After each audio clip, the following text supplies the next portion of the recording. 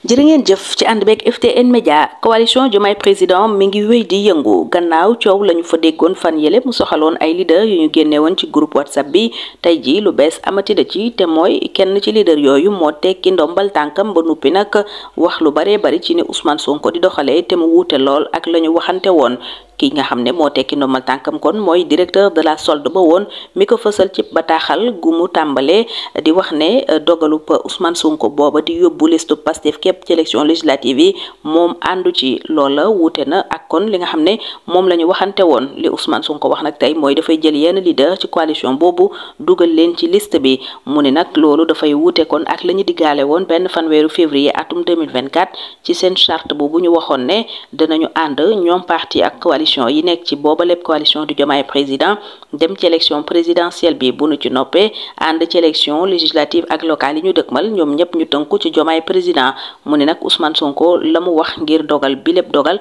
mooy dafa ragal ñu wor parti Pastef bu ñu yeggee ca assemblée nationale loola Charles Émile Abdou Ciss mi tekki ndombal tànkam daal nay xamle ne kon ñàkk worma la ñàkk respect ci responsable yoo xam ne ba Bassirou Diomaye Faye soxlaa ku ko jàppale ci élection présidentielle bi dañu ko fekk si jàppale ko te xaaruñu ci dara ndax tegaluñ ko benn condition amul itam benn négociation mu ne nag Ousmane Sonko diggee woon na ni dana fal ay kilifa ci coalition Diomaye président bi ci ay poste clé moom nag Charles Émile Abdou Ciss nee na àndul ci booba lépp nomination te itam xaaru ci dara ndax dafay wuute ak li coalition Diomaye président diggoon askan wi te mooy yaxanal alalu réew mi jëlee fi yenn organisme public yi nga xam ne amul benn njëriñ lu dul lekkukaay xaalis la ak fu ñuy teg ay woy politique ndax nee na Sénégal du gato bu ñuy séddoo gannaaw nag ay weer yu ñu nekk ci bopp réew mi jàpp na ne coalition Diomaye président loola mu diggoon askan wi ma nga cay bëgg a génn ndax discours bi changé na mu ne moom Charles Émile Abdou Ciss benn yitte dong la mës a am mooy Sénégal naka la ñuy def ba suqali ko naka la ñuy def ba gën a ñoŋal dundinu askan wi waaye nee na yoon woowa nga xam ne waroon nañoo ànd liggéey ci teg ci Sénégal ñoom waa coalition Diomaye président dañu caa seppi ñoom Ousmane Sonko ak ña ñu àndal képp koo xam ne bokk nga ci booba lépp coalition kenn boolewu leen ca liggéeya mu ne nag système parti unique dafa mel ni ci la Ousmane Sonko nax a jëm mu ne kon système bi dong mooy ñëw wutuwaat système bi moom Charles Abdou Ciss mu ni ay système yu ni mel xeex nañu ko lu yàgg a yàgg ci Sénégal te booy système yoo xam ne benn parti fii nekk di def di dindi wala benn parti dong nekk fi am doole di jox ay gaay ay mbir ngir ñu noppi mu ne nag Ousmane Sonko daal di nay kon jël dogalub teguwaat ci yoon woowa. nee na dutewul benn yoon maanaam amul jiixi jaax ak xel ñaar ci ne Pastef am na mérite wante nag nee na parti bii moom képp mënta wër Sénégal doon koo xam ni kon moom mooy indi coppite yi ñuy xaar te askan wi yépp wane ci seen yaakaar ñaar fukki fan ak ñeent weeru mars atum 2024 mu ne nii Ousmane Sonko doxalee jekkut jaaduwut àndul itam ak worma c'est inélégant et discourtois la wax mu ne itam wone na ab xeetu ko wor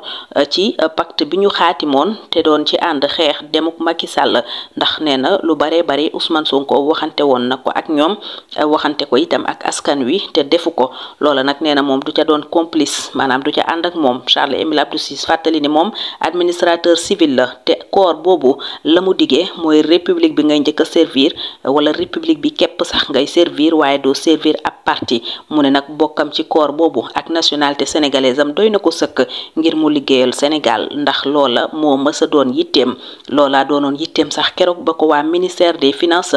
sàkko mu daal di wàññi li nga xam ne moom mooy rappelu enseignant yi ñu doon fay ndax ñooña dañoo jàppoon ne parti Pastef la ñuy woteel mu ni loola daf ko lànk wa tëdd ca naaj wa ndax li mu digaaleeg réew mi mooy intérêt réew mi dong lay xool du xool lu neex Masamba wala Mademba ndax nee na mission service public boo ko yoree Sénégal ngay jiital doo jiitalu parti mu ne nag Ousmane Sonko tànn na partem moom Charles Émile Abdou Ciss république bi la tànn maanaam réew mi ndax réew mooma képp moo dajale doomi Sénégal yépp te loola itam mooy jëmmal sunu bëgg a ànd waaye itam bëgg a dund gu dal Charles Émile Abdou Ciss nag ne lii lépp la dajale tax mu daal di jël dogalub tekki ndombal tànkam ci coalition Diomaye président booba ndax nee na moom dee moo ko gënal ñu toroxal ko waaye it ñàkk sàmmonte ak ay dige ak i engagement ci kanamu askan wi dee moo ko gënal Charles Émile Abdou Ciss directeur de la solde ba woon kon jàpp leen ni bokkatul ci coalition Diomaye Président te la ko waral wax na ko mooy lii ñu leen fi faram-fàcceel mu ñaawlu doxalinu premier ministre Ousmane Sonko ma ñu àndaloon ci coalition booba ak président Bassirou Diomaye Faye mi ñu lëkkaloo woon ñoom ñëpp xeex ba mu falu ci 24 mars atum 2024 bi. jërë ngeen jëf ci ànd beeg FTN Média bu leen fàtte aimer te partager vidéo yi ngir may ñeneen ñu mun ci jot bu ngeen abonné gul itam def leen ko ngir dara dootu leen rëcc. Merci de votre fidélité à FTN Média. La coalition Diomaye Président est toujours secouée. Ce dimanche, l'on apprend la démission d'un des grands leaders de cette coalition. Il s'agit de l'ancien directeur de la solde qui a sorti un communiqué pour en informer l'opinion. Chers compatriotes, faisant suite à la décision de Ousmane Sonko de proposer une seule liste avec PASTEF pour les législatives et de coopter certains leaders de la coalition Diomaye Président, je voudrais rejeter cette offre et décliner tout choix sur ma personne pour figurer dans une liste de PASTEF, écrit-il d'emblée, poursuivant qu'en effet, cette démarche violerait les dispositions de la charte de gouvernance commune signée le 1er février 2024 qui dispose que les partis, mouvements et structures alliés conviennent de participer à l'élection présidentielle de 2024 ensemble et les autres élections législatives et locales sous la bannière de la coalition Diomaye Président. Pour justifier ce coup de force, il évoque le risque de trahison en cours de législature des membres de la coalition Diomaye Président vis-à-vis de PASTEF. Il s'agit, selon Charles-Émile Abdou Ciss, d'un manque de respect et de considération vis-à-vis de responsables qui ont fait don de leur personne et consenti de nombreux sacrifices pour l'élection du président Bassirou Diomaye Diakhar Faye, qui en avait fait la demande et que nous avons soutenu sans condition et sans négociation. Promesse a été faite par M. Ousmane Sonko de procéder à de nombreuses nominations dans des postes clés à la coalition Diomaye Président. Personnellement, Charles-Émile Abdou Ciss dit décliner toute nomination et autres propositions de poste parce qu'elle trahirait l'engagement pris envers le peuple par la coalition Diomaye Président de rationaliser les ressources budgétaires en supprimant un certain nombre d'organismes publics. Le Sénégal n'est pas un gâteau à partager, disait-on dans la coalition. Après quelques mois d'exercice du pouvoir, le discours a changé. La seule préoccupation qui m'a toujours animé dans ce pays, c'est la qualité de la vision, sa capacité à transformer le Sénégal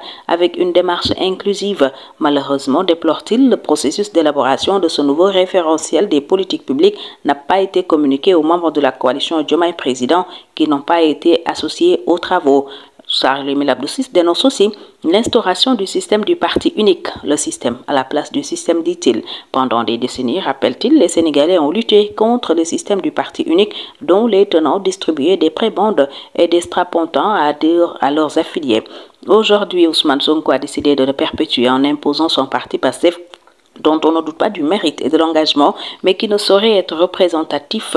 de toutes ces volontés de changement exprimées le 24 mars 2024. Ce procédé inélégant et discourtois viole le pacte décisif qui a scellé le départ du président Macky Sall et trahit plusieurs engagements envers le peuple, dont Charles dit qu'il ne saurait être complice. Je suis administrateur civil, ma promesse de corps, c'est de servir la République du Sénégal, pas un parti. L'appartenance à ce corps et ma nationalité sénégalaise me suffisent pour servir le peuple sénégalais. Cette préoccupation chevillée au corps m'a fait rejeter catégoriquement une demande des anciennes autorités du ministère des Finances qui voulaient en 2021 diminuer le montant des rappels des enseignants payés aux enseignants au seul motif qu'ils votaient pour le parti PASTEF. En effet, lorsqu'on exerce une mission de service public, on met en avant la République, pas le parti. Vous avez choisi votre parti, moi j'ai choisi la République, la seule entité regroupant tous les Sénégalais parce que je reste fort soucieux de son avenir et de notre commun vouloir de vivre ensemble. En définitive, fort de ces constats,